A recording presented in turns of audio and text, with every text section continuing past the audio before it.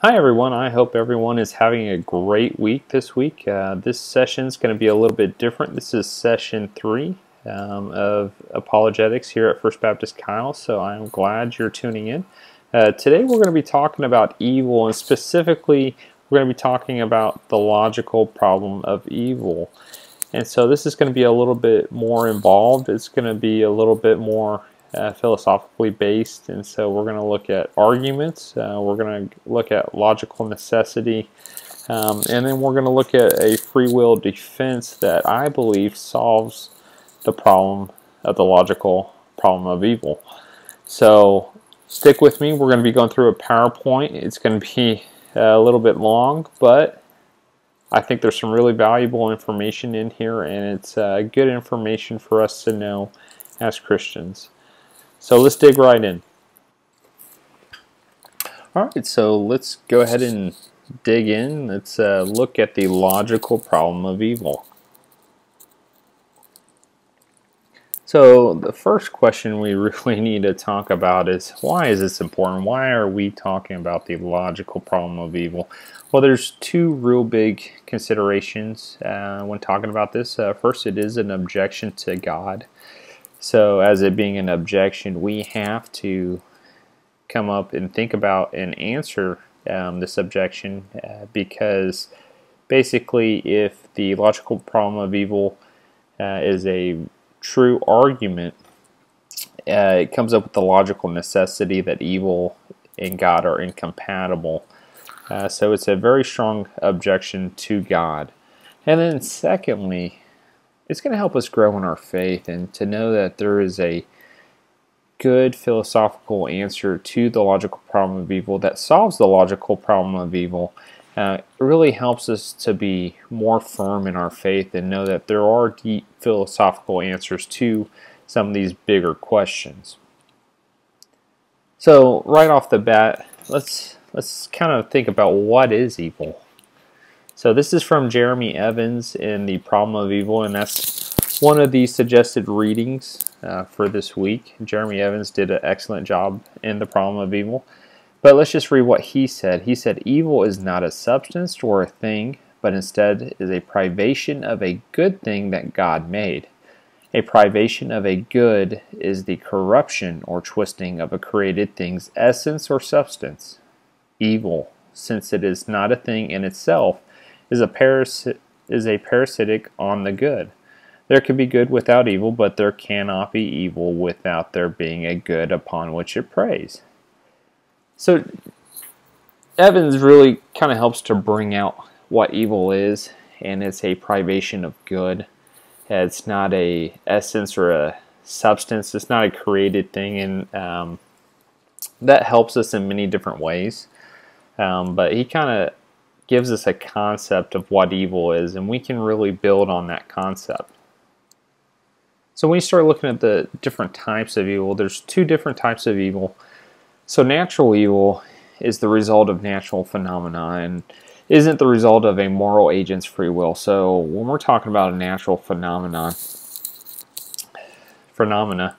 it is really talking about hurricanes, it's talking about tornadoes, natural disasters, and it's even talking about different illnesses that arrive naturally on the scene. And then the second type is moral evil. So we're talking about evil that is the result of moral agents misusing their free will so that the moral agent is responsible for it. So we're looking at just moral evil in a sense that someone does something that is evil and is thus responsible for committing that act of evil. So these two types are really important to know. Alright, so this is going to be the meat and potatoes of the logical problem of evil. So as you look at it here, this is the valid argument, and so let's just go through it line by line. First one, if God exists, then God is all-knowing, all-powerful, and all-good. God is all-knowing, He would know how to eradicate evil. God is all-powerful, He would be able to eradicate evil. God is all-good, he would want to eradicate evil. If God exists, then there is no evil. There is evil. Therefore, God does not exist. And this is, if you just sit there and kind of think about it and go through the lines and kind of look over it, so we're talking about a very specific conception of who God is. And so if you look at the first line, it says, God is all-knowing, all-powerful, and all-good. So this is a problem specifically for the God of Christianity. This may not apply to all concepts of God, simply because you may not come to a conclusion that the God or Allah in Islam is all good. Same with other deities and other religions. They may not be all-knowing, they may not be all-powerful, or they may not be all good. So this argument is really geared towards the Christian concept of God, and this is a specific problem for Christianity. So second line, God is all-knowing. If he's all-knowing, he would know how to eradicate evil. If he's all-powerful, then he would be able to eradicate evil.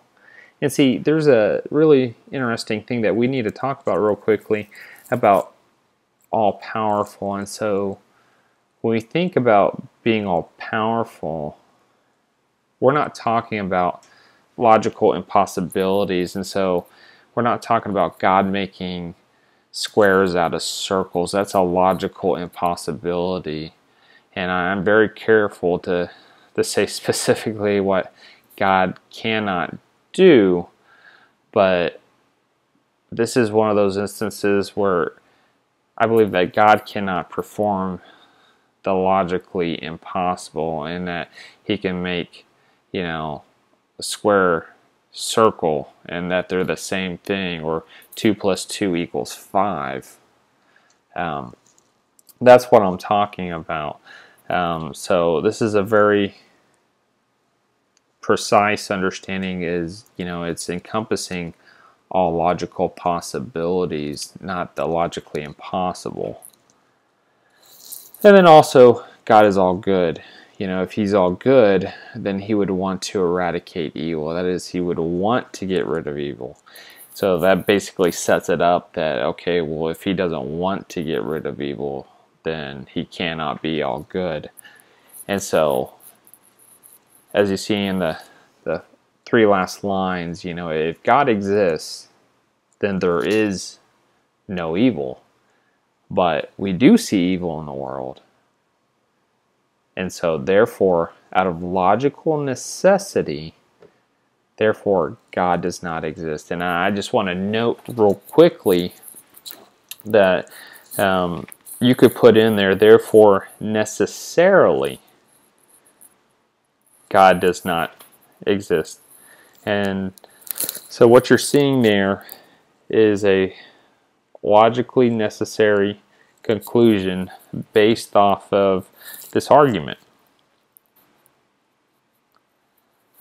So like I said, the conclusion is of logical necessity.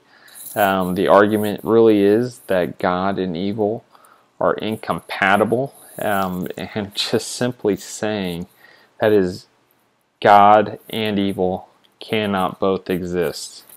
It's not possible. But so if you feel the weight of it, we do know that evil exists. So if this argument is true, then it means that God does not exist. So if you want to think about it, if you want to go back through, look at the argument as a whole, there's been varying different kind of ways of spelling it out as far as the argument goes, but that's a pretty direct way of listing the argument. So when we're thinking about how, as Christians, as believers, how are we going to answer this argument? How are we going to solve this problem? Because it is a very real problem in the sense that, out of logical necessity, that means that evil and God cannot both exist. So as believers, we have to come up with some defense, or we have to come up with some answer to this problem. And there's really two different approaches, and we're going to look at one specifically. I think this has some good weight to it, and it's going to be a defense. But the two different approaches is a defense, which is a response that demonstrates why evil is not necessarily a problem for the belief in God. And then you have a theodicy. And I mentioned this in the introduction, but a theodicy is an accounting for why God allows suffering and evil. So these two are very different, but they are still driving at the same goal of solving some of these problems we see in the discussion on evil. So before we get into the free will defense for the logical problem of evil, Jeremy Evans, in his book, he had 3 provisions that I thought were of worth noting, simply because they kind of stood out, and they're good things to think about before we even start getting into it. And so the first one really is, it only needs to be possibly true. So the solution only needs to be possibly true. Doesn't have to be definitively true, but it just has to be logically possible to defeat the logical problem of evil. And then secondly, we do not have to believe the explanation as to how evil and God logically exist, which sounds really counterintuitive. But we have to remember this isn't necessarily dealing with our beliefs, but this is logical relationships. And so it doesn't necessarily, it's great if it does align with what we believe, but it doesn't necessarily have to align with what we believe, because these are logical arguments. So we just have to be in a position to show that it is logically possible for God and evil to exist. And then lastly, only one explanation is required. If it shows that the existence of God and evil are compatible, then we've defeated the logical problem of evil. And so only one explanation really is required.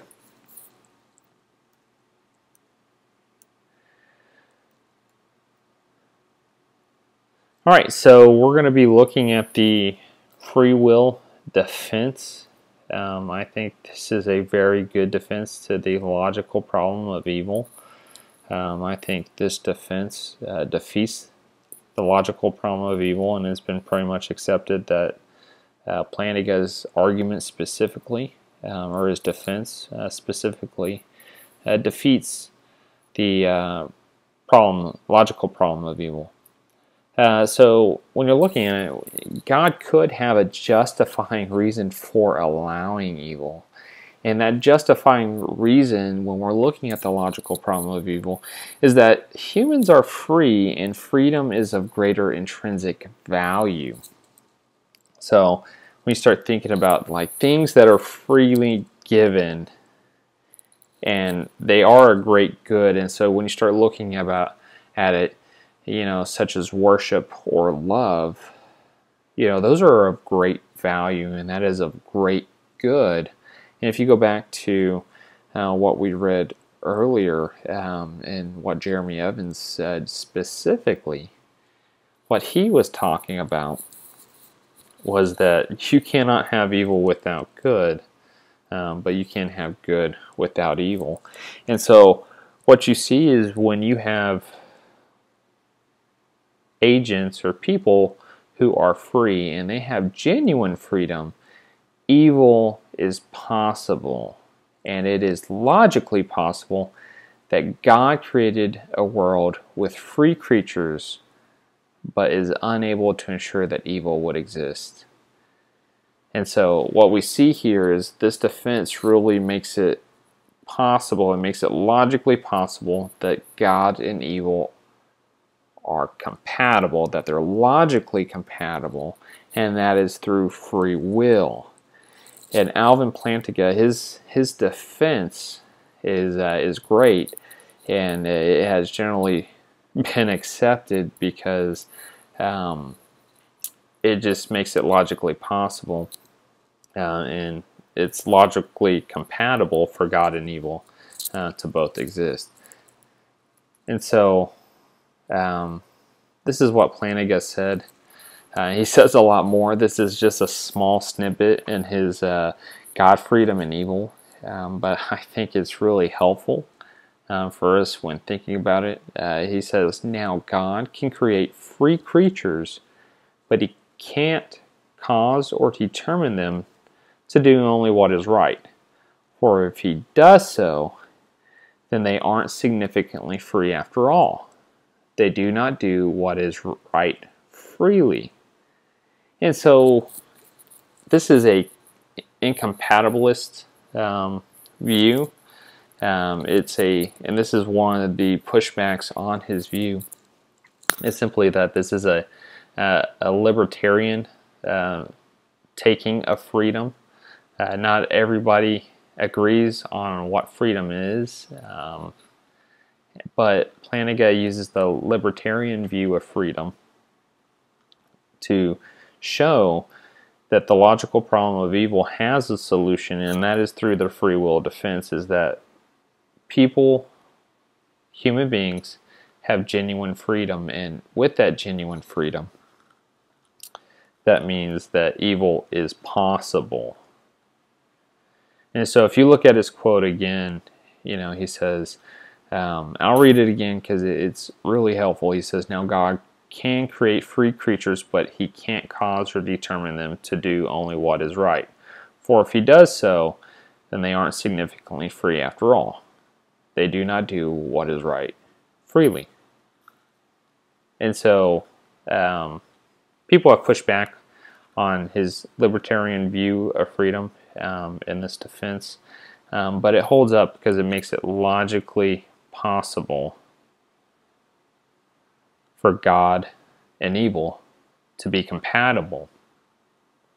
And so if you remember back to what Evans said, as Christians, there's only three things you have to really be able to accept. It just has to be possible. We don't necessarily have to agree with it, whether you fall on the incompatibilist view or the compatibilist view of freedom. But it just has to make it logically possible, and one answer is sufficient. One solution is sufficient. And that's what we have here in the free will defense, is we have a solution to the logical problem of evil.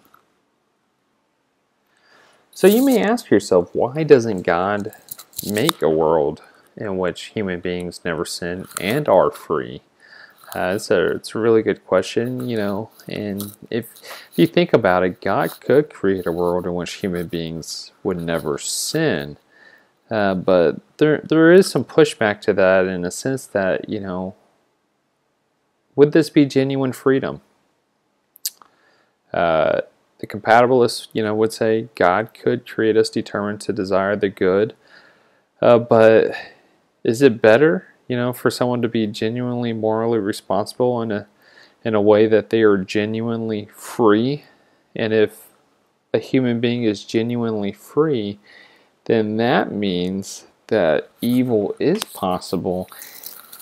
And so incompatibilists and compatibilists, this is a discussion that has gone on for a long period of time. There's a lot of ink that has been spilled discussing this. We're not going to specifically talk about it because we're looking at the logical problem of evil, and the free will defense, as we've been saying, is a solution to the logical problem of evil. So we're going to leave it at that. Free will defense provides, a solution in the sense that evil and God are both compatible, which is what we're looking for. That is a solution that we are looking for. So the logical problem of evil is solved through that. So you would then say that the argument, the logical problem of evil, is false because we have come up with a solution to it. So suggested readings for this week. I know every week I give some suggested readings if you want to do some more in-depth reading as far as these topics. The two great resources that you could look at, you could pick up one of these books, both of these books. They're both great books. The first one, The Problem of Evil by Jeremy Evans. I love this book. This is great. This has a lot of answers to some of the questions when we're talking about evil. And then Alan Plantinga's God, Freedom, and Evil is just a masterpiece. He's a brilliant philosopher. And so both of these would be great to have as resources whenever you're looking at evil. So much for being with me as we went through the logical problem of evil. I know that was a little bit more involved philosophically as we were talking about the logical problem of evil, but it is definitely value added as we consider some of these things and we think through them. So thank you for bearing with that as we went through the PowerPoint this week. Next week we're going to be talking about the existential problem of evil, so I hope to see you next week.